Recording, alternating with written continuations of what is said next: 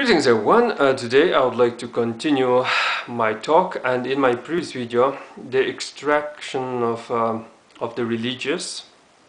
I told you that I'm going to talk about one bizarre video, but before I talk about this bizarre video I need to give you some traditional information, something like that. And today I'm going to talk about one, this video titled Amazing Wedding Customs in China. So yes, I'm going to talk about some wedding stuff. So the things that I just found most bizarre is the main Chinese custom and some Tibetan custom, and this one small part of Uyghur, this wedding, something like that. And I did not notice, there's something wrong about, these small tribal customs. These small tribal customs seems to be quite free and innocent. In the case of main, these Chinese, customs, there is this, this agreement marriage when two families are agreed to, this marry their children, unborn children, and when this the girl is dead, boy, this gives the honors to this dead first wife, and he takes the second wife, and it seems totally okay. But in the case of a girl, if the boy, this dies, she is forever alone. She is a widow. This thing does not accepted by the Mongols. Men always die in all the times. Men go to war and they die, and there is a bunch of these girls, and so women usually take this another husband. It was true in the case of a Turkic people, and it is kind of stupid. It's kind of stupid that this the boy's side family is clearly having bad luck. Having a bad luck is like being cursed by the god. So the family is like is cursed. So the girl's family should say that I'm sorry, since you could not this deliver this could not raise your son properly, since you were like careless parents, we are not going to give our daughter to your family, and since your family is having such a bad luck, we don't want to have this connection with your family, something like that. So the marriage should be like refused, but somehow it's like this they should like this they should give their girl this daughter, and the daughter should stay this widow all her this entire life. And I found it very disturbing and this stupid. Also, there was some small Tibet. There was this Tibetan, this tradition where girls are married to a god, and after they have this god husband, these women are allowed to have sex with any stranger they desire. This is not accepted because if you have a husband, you must not have sex with the strangers. You have to divorce this your husband, even if he is like God. You must divorce and then have sex with the strangers. According to Chinggis Khan's teachings, a woman must this honor her three husbands. It's her honor, her husband, and the state. So somehow this state is very important. It's like this I'm a German woman. First of all, I'm a German woman, or it's like, first of all, I'm an American woman. It's like girls must be, this teached like this. This I'm a Mongolian woman, something like that. And I am married woman. So second is going to be I'm married woman and something like that. And somehow she must, this protect her good name. So I found this Tibetan like prostitute like attitude toward these girls is this very stupid and bizarre. So The main thing I want to talk about all this, this wedding, these things that in the case of Chinese and in the case of Uyghur wedding, women is crossing over the fire. Crossing over the fire is highly forbidden here in Mongolia. And when you are putting down the fire, you must not step on the fire. Fire for a Mongolian is a holy thing. So you must not cross over the fire, because here in Mongolia, fire always been a symbol of independence.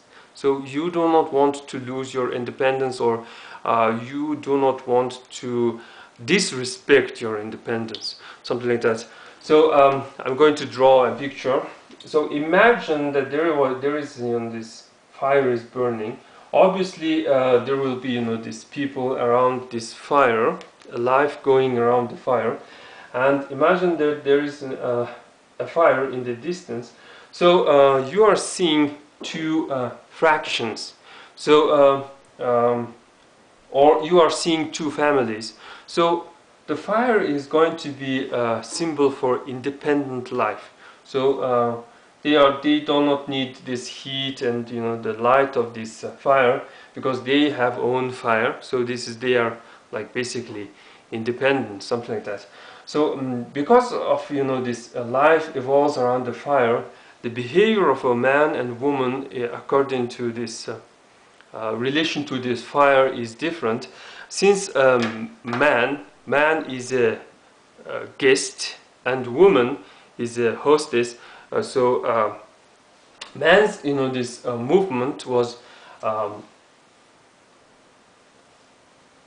this way according to fire, and woman's movement was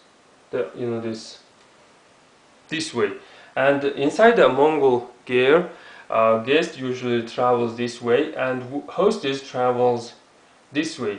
And because of this and this like movement and fire and this movement,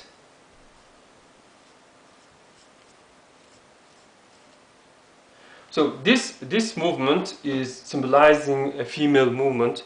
So this swastika became a symbol for a woman, and since a man moves this way according to this fire, this became a male symbol. So we have such this culture. So no one crosses this directly crosses the fire. Do not this. We do not have these yogis that this walk on a fire. Shamans do not this dance on a fire, because they will burn, because they are like this wearing all this animal this skin and this fabric and everything this.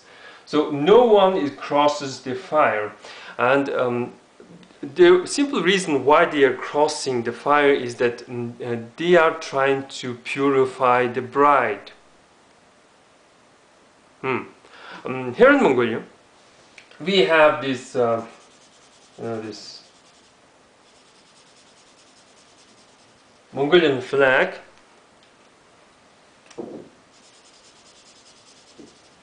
like this, and we usually put this two fires, this symbolizing two families. So one, the boys' side family should, this prepare one fire. Girls' side family should prepare one fire, and this, two couple, if they are really religious and stuff, they should, this walk between these two fires. So you walk between two fires in order to purify yourself. You do not jump over the fire. It's like this sun and this our planet evolves, this around this sun, and imagine what will happen if our planet cross through the sun. And you are saying that you are starting a new family, new life. No, it's kind of stupidity. Well, it's this traditions differ.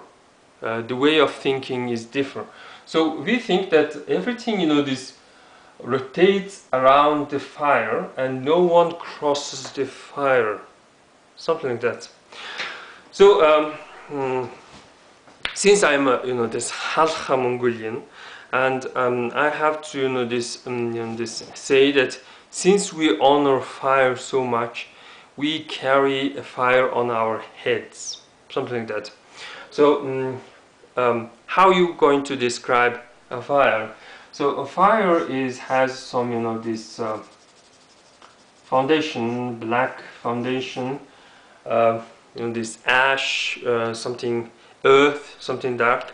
And when you look at the this bottom of a fire, you usually see this the blue color. So there is this blue, and then you see red. Mainly fire is this described to be something red, and in the very this top you have this yellow.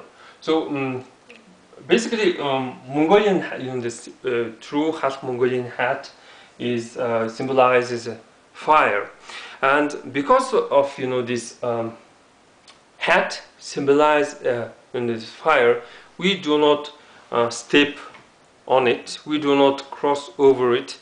And the hats I was wearing is not exactly the right design. It's just this one of the simple modern ways, but the real hat should be like this.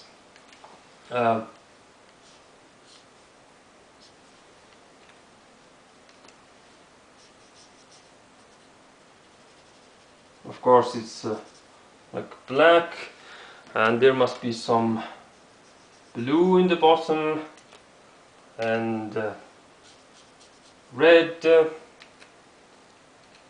and it should be yellow in the top. So it's the the pointy hat, or it's the hatgor hat, meaning the stinger hat. So needle stings, bee stings, at the same time the fire flame stings your hand. So this is the stinger hat, something like that. And this is the Halha hat. It's HAL hat. Well, you can say it's like HAL hat. Simply means word HAL. HAL means hot. So I guess the hell is a hot place, something like that. So what I'm trying to say is that we do not cross over the fire, since we are the Helhas. Fire is very important for us, and since fire is holy, we do not cross over a pot. You cook your the food in a pot, so you must not cross over the pot. You must not cross over the scissors. Some scissors are used to manipulate fire, and you do not this cross over the this axe, because axe is used to chop down the tree and make firewood. So all this stuff is related with the fire.